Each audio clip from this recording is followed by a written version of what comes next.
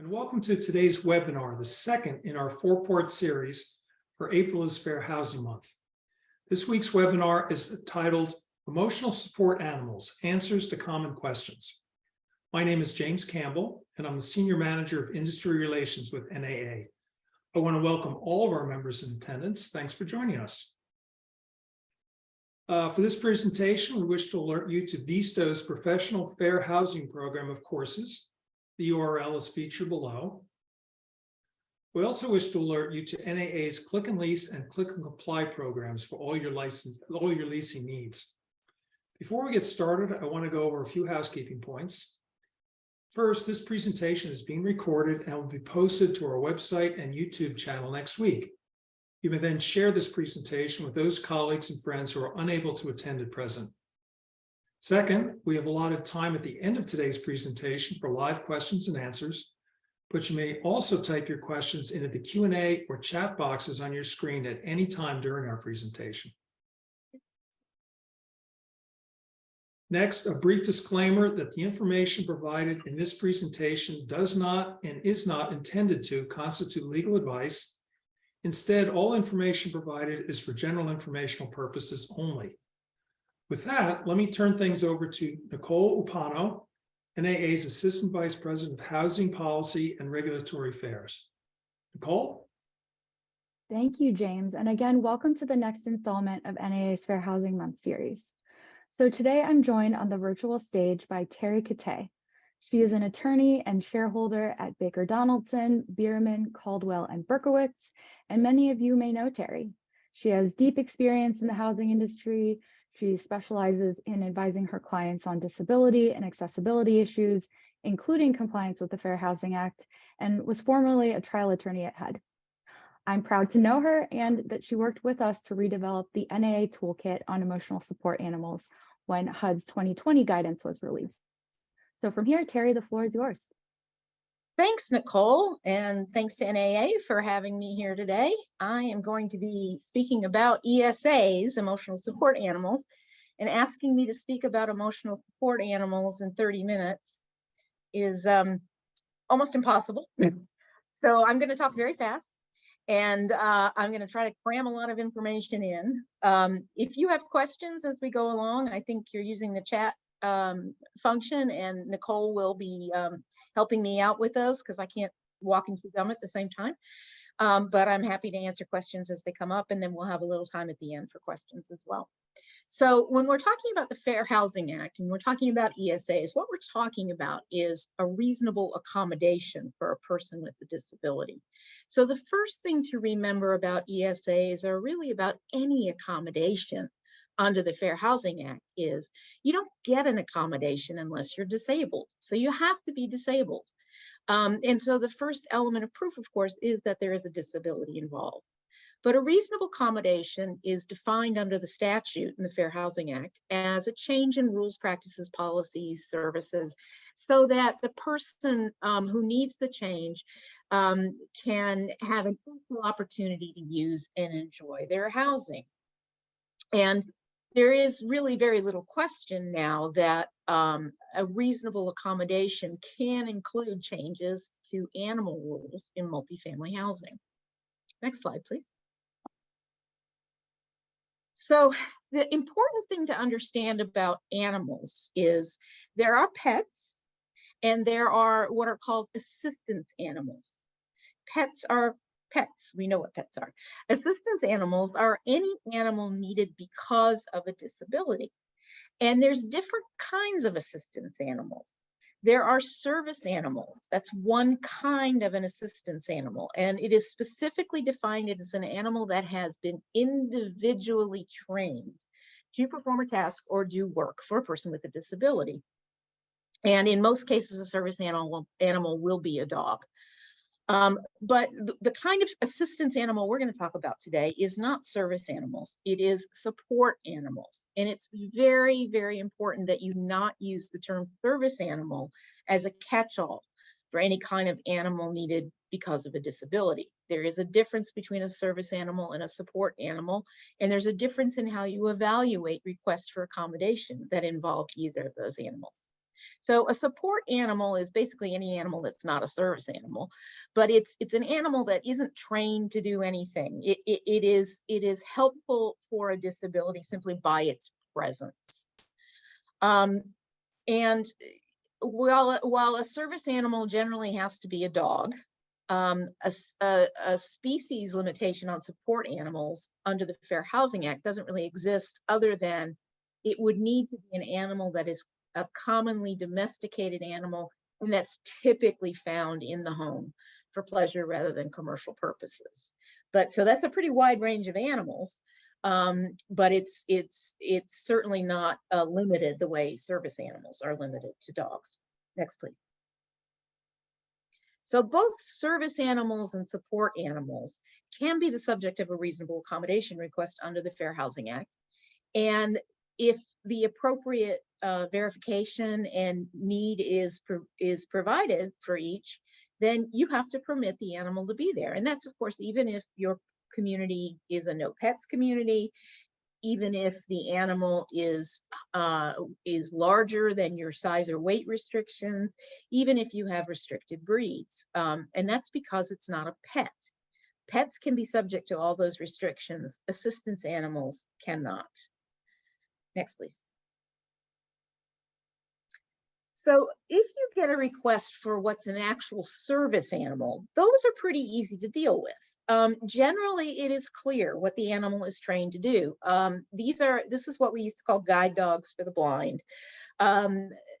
People train animals, specifically dogs now, to guide someone with a visual impairment, to alert someone with a hearing impairment to a doorbell or other noise. Those kinds of things. The service animals can also be animals that alert people with other kinds of disabilities to a medical condition. For instance, a seizure alert animal, or a diabetic alert dog. A dog who is trained to alert someone to the fact that their blood sugar is dangerously low or dangerously high. Those are actual service animals. They are individually trained to perform a particular task. Now, they do not have to be professionally trained, and there is no such thing as certification for service animals. There's not any kind of a governmental registry or list that a service animal has to be on to be a service animal. It's just that it has to be individually trained to perform a task or a service. And by the way, comforting someone who's anxious by being present is not trained to be a task. That's a support animal. For species limitation on service animals, as I said, generally they have to be dogs. There is one exception to that, and that is when it's reasonable, a miniature horse can be a service animal. And that's because they're about the size of a large dog. They live longer than dogs. And so miniature horses have been trained particularly for guide duties for people with visual impairments.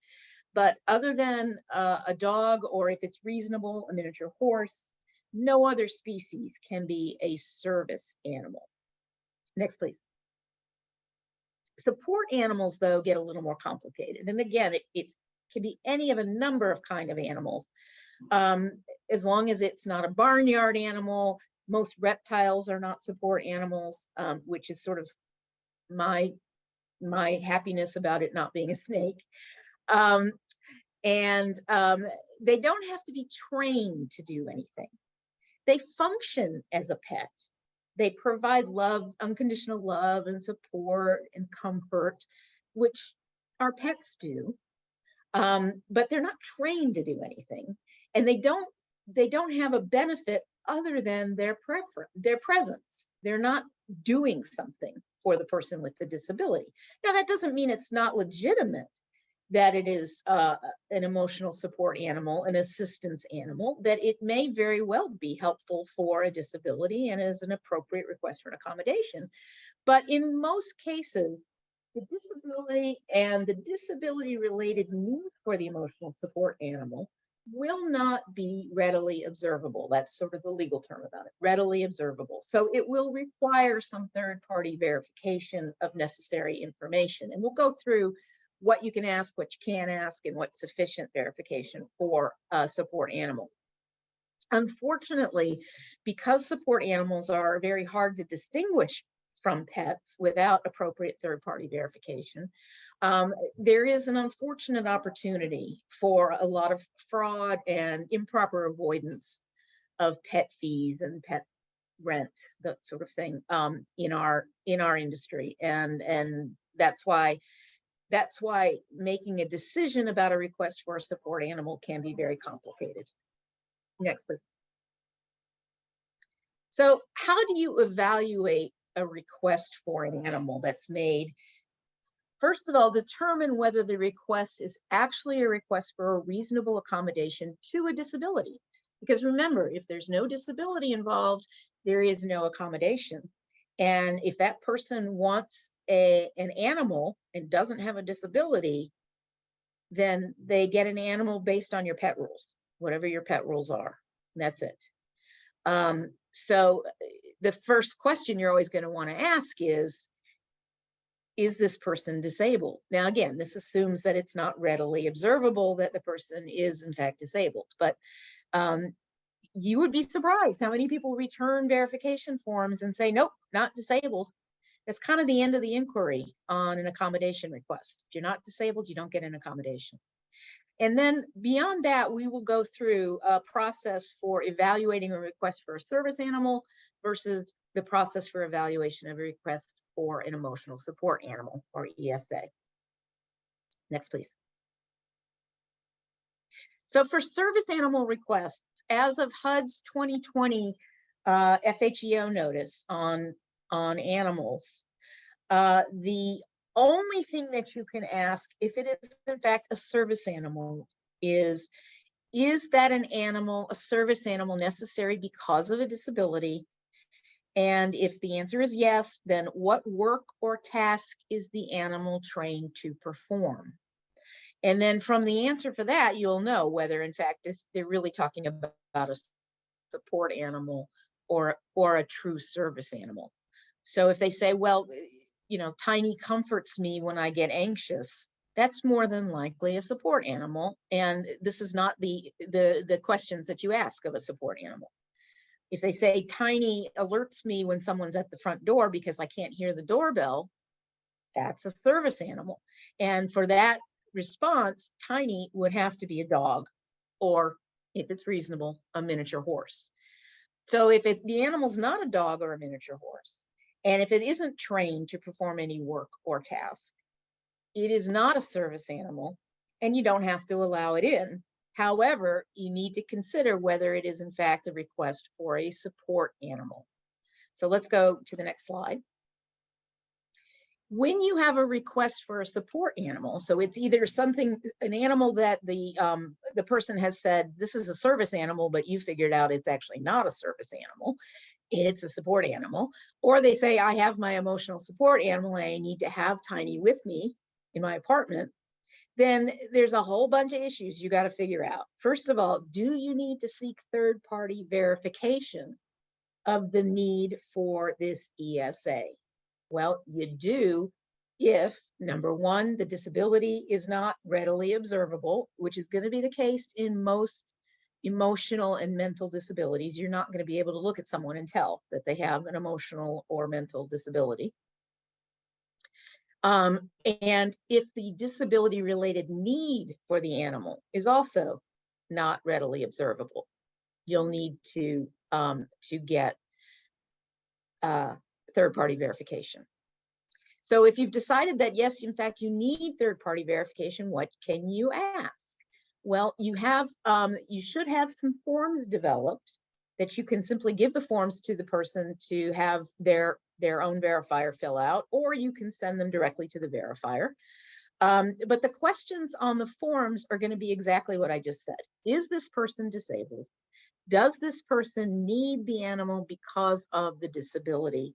And then there are some other verification questions that you can ask, because the verifier is not a reliable source unless the verifier has some personal knowledge of the person requesting the accommodation, and that personal knowledge comes from a therapeutic or treating or professional relationship with the person. So because of that, you need to ask about, what's your relationship to this person? There is a better way to say that. Basically, do you have a therapeutic relationship with this person for purposes other than completing this verification? If the answer is no, in a lot of cases, that's not going to be reliable verification. So what about verification or certification obtained from the internet? Or, as we all know, there are a bunch of online ESA prescription services out there. Call us and in 24 hours, we'll get you a letter from a licensed therapist that for the low price of $125. I think that those letters, this is my personal opinion, and I'm not giving you legal advice, but my personal opinion is that those letters, when they're generated following a one-time interaction with the person who's writing the letter, that they do not have the requisite personal knowledge of the disability and the disability related need for the animal. And it has been my opinion that you should not accept as sufficient verification one of these form letters that indicates that they don't have a therapeutic relationship for purposes other than completing the verification, or that they saw the person once and filled out this form on the same day they saw the person. So that's one thing that you can look at it to see whether this is in fact a letter from a reliable source. That's some of the follow-up information. Now remember that they don't have to use your forms. So if somebody provides you with documentation on their own, you need to consider that and see, does it answer the questions you need answered? Does this person have a disability? And is it a disability related need that they have the ESA? And is this a reliable source of verification? And if the letter on its face indicates that this is from verifier that has not had any kind of a therapeutic relationship with the person for purposes other than completing the verification, I think you can say that's not reliable. It's not a reliable verification, and we need something else. So you either do follow-up information to try to establish, was there a therapeutic relationship here? Or you tell the person, I'm sorry, we can't accept this, but please, if you have information or have a person that you'd like to designate who does have the requisite personal knowledge of your condition, we're happy to accept that additional information. Next, please. So other frequently asked questions about ESAs, the timing of the request. Somebody's had Tiny the Rottweiler in their apartment home for months. And all of a sudden you become aware that the animal's there. And now the person says, you want to charge that person pet fees for Tiny, or you want to say, Tiny's a Rottweiler, we have a restricted breed policy, we don't allow Rottweilers. And the resident says, oh no, Tiny is my ESA, Tiny's my emotional support animal, I need to have Tiny, you can't ask me to get rid of Tiny. Is it okay for the person to ask that Tiny be an emotional support animal at that point? Yes, even though they're in violation of your pet rules. They have a right to ask for the accommodation at any time. Now, the fact that the dog was hidden, that they didn't tell you about it, that they didn't abide by your rules, goes to the credibility of the of asserting that the animal is an ESA. But in most cases, you'll simply have to go through your usual verification process and determine whether you have enough information to, in fact, conclude that Tiny is an ESA and you have to allow it as a reasonable accommodation. So can a pet be converted to an ESA? Same thing. Somebody has had an approved pet and has realized now that they've been paying $25 a month for this pet, and they think the animal is actually an emotional support animal. Can they ask that the pet be converted to an ESA? And the answer is yes. Again, you can ask for an accommodation at any point. There have been plenty of cases where people have asserted that their pets or their animals are support animals needed because of a disability as an accommodation on the courthouse steps of an eviction action. So it doesn't, the timing of the request is really not all that important. So can a housing provider require a resident who has an approved ESA to obtain insurance specifically to cover the ESA? And the answer is no. You cannot put additional conditions, particularly financial conditions, on somebody because they need an accommodation. This would be like asking somebody to get insurance, excuse me, getting insurance for a wheelchair. You're not allowed to do that. And is there such thing as a visiting ESA? Well, you might have a visitor who needs a support animal in their housing.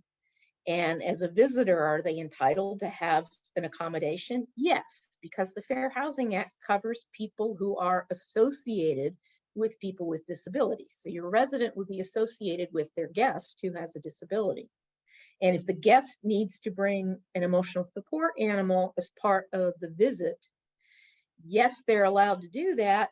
However, they are subject to the same verification rules as a resident ESA. So the visiting ESA can't just show up and be there. They have to get advance approval, just like any other ESA. Next, please. So when is an ESA, when the ESA is approved, then you're going to have additional issues to deal with. You probably won't have these issues with a true service animal. Service animals are very well trained.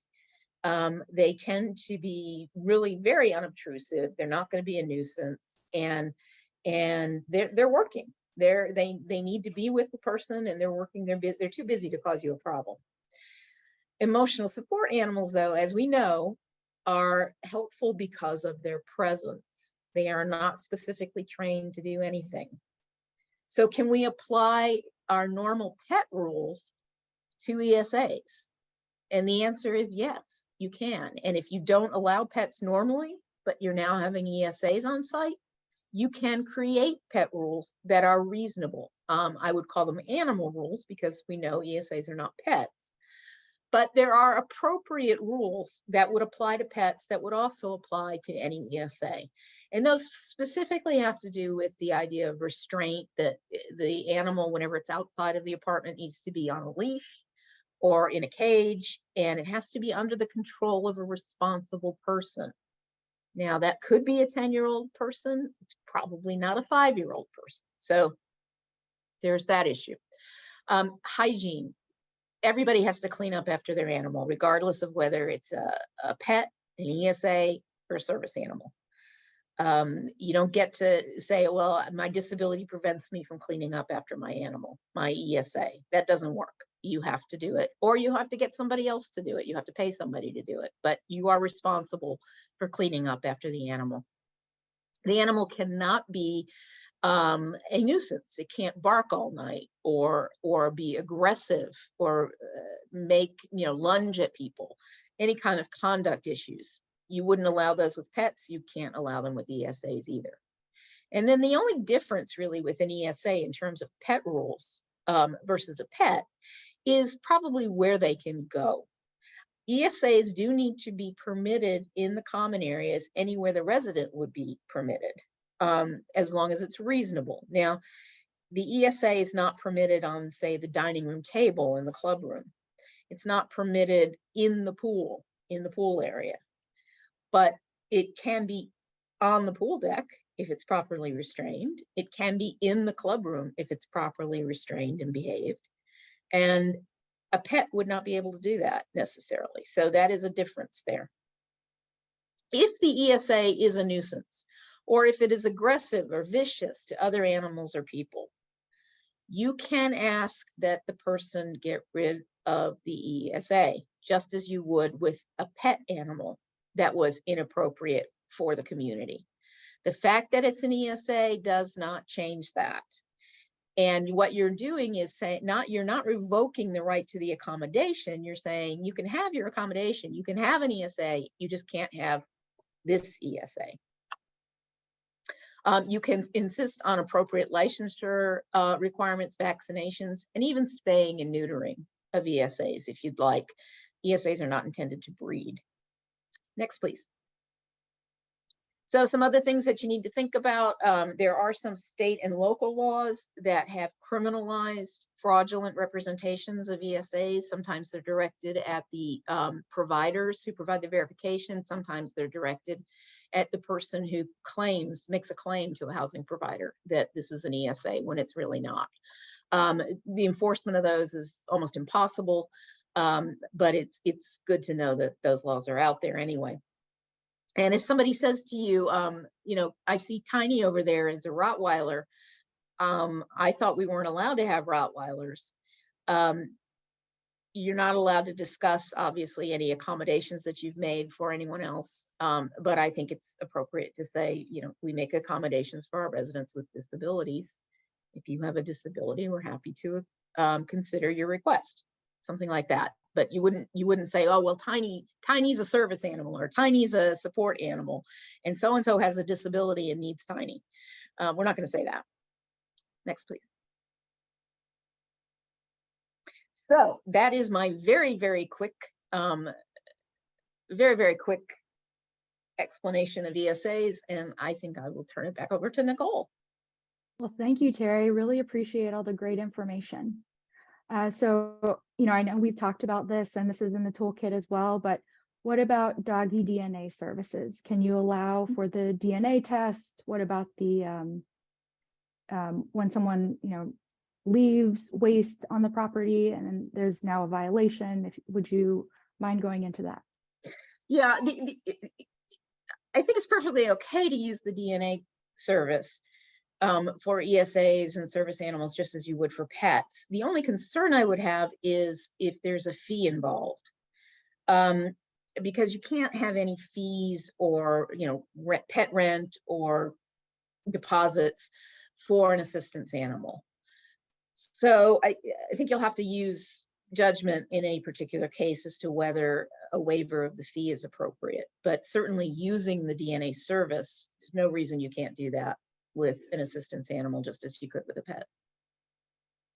And certainly back to your point about fees, and when you had a hidden animal that's now been discovered, if they've previously paid any fees when that was a pet and now it has been deemed an ESA or a service animal, how do you approach that? You don't have to refund pet rent, because until that person asked for an accommodation, the animal was a pet and was appropriately charged. So you don't have to refund pet fees that were paid until the point where somebody's asked for an accommodation. If there's a deposit that they make at the beginning of the lease, say for a pet, you might have to refund that deposit if it becomes an ESA. If it's a hidden animal that didn't pay any pet rent and didn't pay any deposit, the way you're going to treat that once you find out about that is you're going to issue them a lease violation saying you've got an animal and you didn't disclose it and you haven't been paying pet rent and you haven't been paying and you didn't pay your pet deposit. You need to do that. And it's up to the resident to say, well, wait a minute, the animals are needed because an assistance animal needed because of an accommodation, because of a disability. And you can hold off on making those charges until you've determined whether in fact you're going to grant the accommodation. Thanks, Terry. And one more kind of softball question for you. Could you remind folks about issues around, can a person have more than one ESA? Is there a limit? I think it's funny you say that's a softball question. There is no official limit. However, remember that a service animal has to be specifically trained to perform a function, perform a task, or do work. So I suppose it's possible that somebody could have more than one service animal. Not likely, but possible. Certainly, if there are two people in the apartment, or there's more than one person in the apartment, they can each have their own service animal. And I think that's true with support animals as well. I think the circumstances where somebody would have more than one emotional support animal are incredibly rare, because remember that emotional support animals don't do anything other than be present. And so the issue is going to be, what do these two animals do that one can't? And you're entitled to get information on that from a reliable third-party source, and then to evaluate the credibility of that information. Well, thank you, Terry. I want to be cognizant of your time and the audience's time. Certainly, we have a lot of questions, and you opined on a lot of these in the NAA toolkit and helped us develop those forms as well. So hopefully that can answer folks' questions. Okay. And from here, I will thank you again and turn things back over to James. I know we've got a couple questions, James, if you're going to follow up with folks who've registered with the recording, or if they should just stay tuned and look for that on YouTube. And then, of course, we'll follow up with Terry to see if we can share your slides as well. You bet. Well, just to finish up here, again, I want to thank Terry and Nicole. Terry, especially, wonderful presentation here.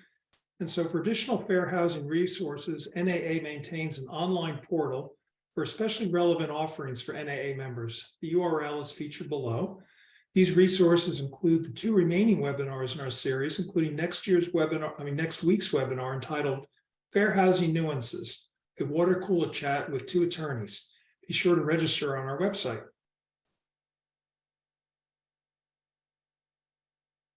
These resources also include newly updated fair housing toolkits on accessible design and construction, plus emotional support animals. They also include more than 30 fair housing courses hosted on our Visto platform. And there is another fair housing portal with additional resources such as legal explanations plus protections in state and local jurisdictions. That URL is featured below. And then finally, to Nicole's point, if you've enjoyed today's webinar and would like to view more, you can always visit our YouTube channel for those many NAA webinars that are viewable on demand. The URL is featured below. Again, I wish to thank everyone for participating. A special thanks to our presenters, Terry and Nicole. Thank you as well to our audience. We value your membership and appreciate your attendance. Have a great afternoon.